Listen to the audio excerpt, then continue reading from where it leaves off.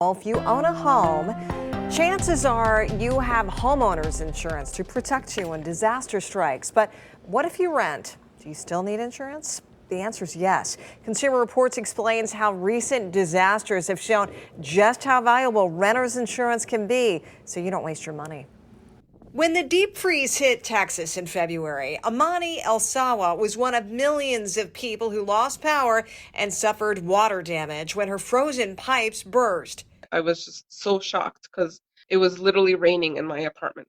It was gushing out so much that it started flooding almost immediately. The damage was so bad, she was forced to move out of her home. I had to leave my apartment and find somewhere dry and safe to go. Since then, El-Sawa has been living in a hotel, and the bills are adding up. Fortunately, she has renter's insurance, which will pay some of her living expenses and help cover much of what she lost. Her policy costs about $20 a month.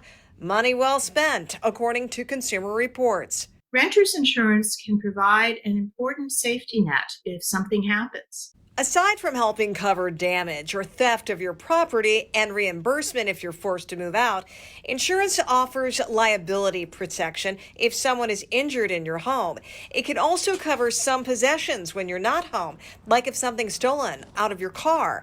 But like any type of insurance, Consumer Reports says it's important to check the policy carefully. Renter's insurance is fairly standardized, although coverage can vary depending on your insurer and where you live. Bottom line, make sure you understand your policy, what's covered and what's not.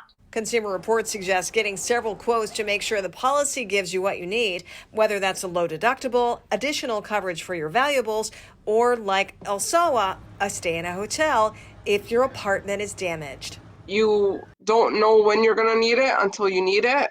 And then once you need it, then you're like glad that you have it. Absolutely. Consumer Reports also recommends doing a home inventory before disaster strikes. That can be as easy as just taking some video of important items in your house. That way, when disaster does strike, you don't waste your money.